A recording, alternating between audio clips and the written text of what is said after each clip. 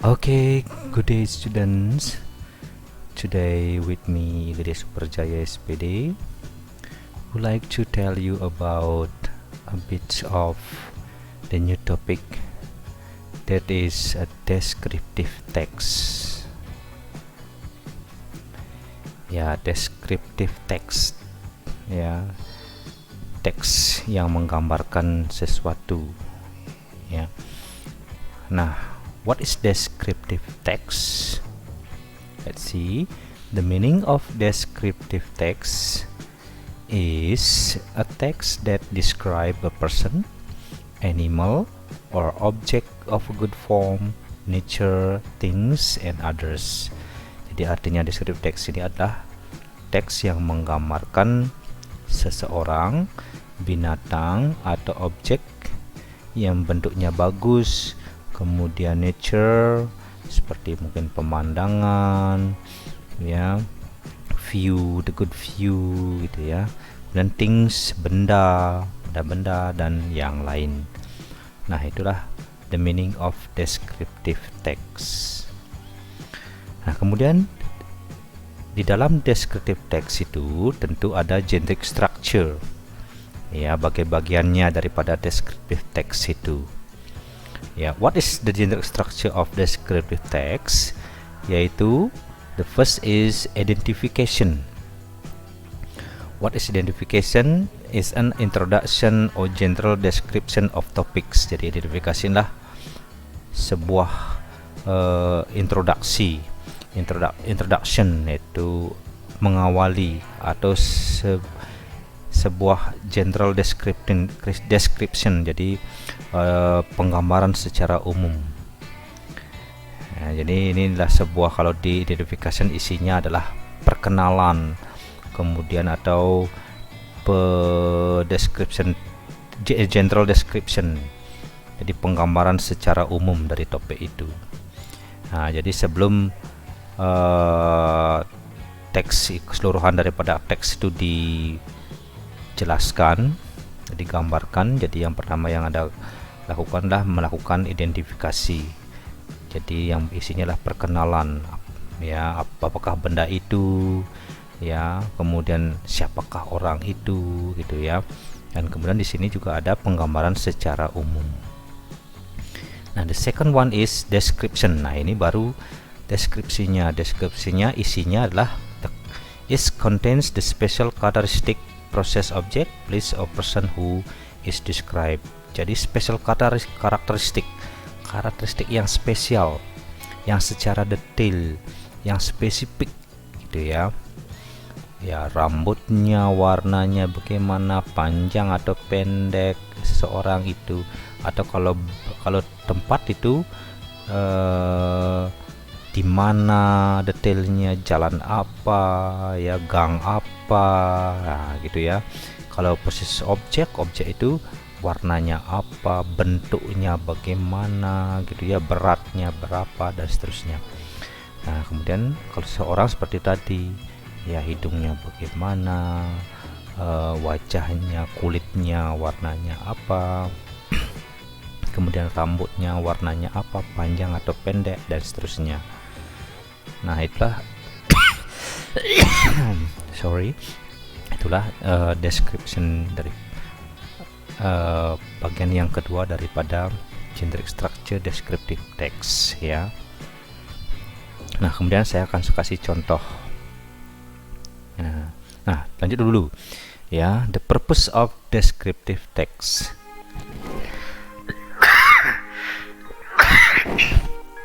Jadi the purpose of descriptive text ini adalah tujuan daripada descriptive text ini.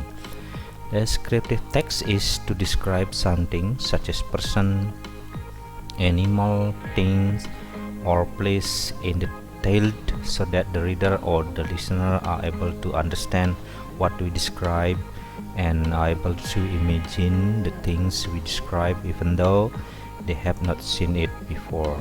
Jadi tujuan daripada descriptive ini adalah mendeskripsikan sesuatu, seseorang, dan lainnya, tempat secara detail, di mana nanti pembaca atau yang pendengar ini mengerti apa yang digambarkan atau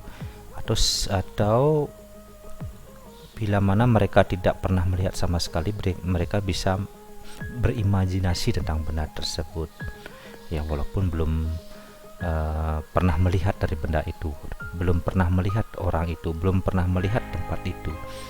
Jadi mereka yang kalau sudah dideskripsikan secara detail, nah jadi mereka akan bisa berimajinasi gitu ya, walaupun orang itu belum ke sana, walaupun orang itu belum melihat ya sama sekali. Nah, itu tujuan daripada descriptive text ini. Kita lanjut. The characteristic of descriptive text inilah kita menggunakan using simple present tense, menggunakan tenses simple present, using verb attribute like be, am, is, are, just focus on the one such subject. Jadi fokusnya adalah cuma satu objek ya. Nah, kemudian language features descriptive text, language-nya yang kita gunakan adalah using attribute and identifying processes, use adjective and classification in the nominal groups, using simple present tense, the use of adjective and compound adjective ya. Nah, itu language feature-nya. Nah, contoh yang saya berikan ini, contohnya apa? What's that place? What kind of picture is ya. Ya, have you gone there?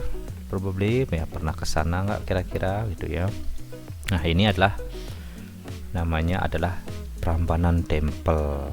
Nah, contohnya ini ya. You can read it. Ya, the location is in Yogyakarta, around 10 minutes from Adi Sucipto Airport. Spending 40,000 rupiah, we can explore around it all the day. We want to enjoy the beauty, take some picture and learn something historical about it. Prambanan Temple is the biggest Hindu temple site in Asia. The building was completed in the mid-9 years of century during the regime of Sanjaya dynasty. The history explains that Rakai Pikatan is the one who initiated the building of that giant temple. The original name of Prambanan Temple is Siwagraha because the temple was built to dedicate to the god of Siva. Equal with Borobudur Temple, the Prambanan Temple at every main building recognize the three world hierarchy which span from the lower wood to the holiest place. At the first level of the building symbolize the lowest realm of the wood. It is called Burloka, or the wood in which human being is still bound by their desire, lust, sins, and unholy way of life or stupidity. The middle level is Buarloka, that is the wood of enlightenment, where humans learn to see the truth or living in the holy way. The top level is Swarloka, or the highest and the holiest wood. This is the place of people who already get the perfection of life. Oke, nah itu contoh daripada descriptive text, yaitu Prambanan Temple. Nah, coba sekarang kita akan menganalisis contoh tersebut. Jadi kalau tadi saya jelaskan, I explained you that the generic structure of descriptive text itu ada dua, yaitu identification dan description. Nah, identification yang mana? Masih ingat kan? Identification adalah secara general ya. Jadi penggambaran secara umum ya. Nah, identification itu adalah location is in Yogyakarta, around 10 minutes from Adi Sucipto Airport. Spending 40,000 rupiah, we can explore around it all the day. We want to enjoy the beauty, take some picture and learn something historical about it. Nah, jadi kalau di sini kita lihat ya, lihat di sini adalah paragraf pertama. Jadi paragraf pertama itu disebut dengan identification. of descriptive text. Nah, kemudian setelah itu dari paragraf kedua dan paragraf ketiga itu disebut dengan description. Jadi paragraf kedua dan paragraf ketiga itu disebut dengan description. Itu Prambanan Temple is the biggest Hindu temple set in Asia, bla bla bla, until this is the place for people who already get the preparation of life. Nah, kalau dalam description itu boleh saja menggunakan satu paragraf, yaitu ya, atau menggunakan more than two, ya, jadi lebih daripada 2, 3, 4 boleh ya. Tapi itu adalah descriptionnya yang secara mendetail ya. Jadi itulah tadi tentang descriptive text ya. Yang paling penting untuk diketahui itu adalah bagian-bagian daripada descriptive text tersebut, yaitu identification and also description ya. Nanti kalau umpamanya diminta untuk membuat sebuah description text itu ya, jadi yang pertama yang perlu kamu lakukan adalah identifikasi dulu, kemudian barulah deskripsinya.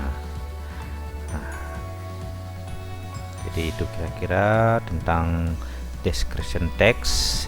If you have a question, you can ask me in my number.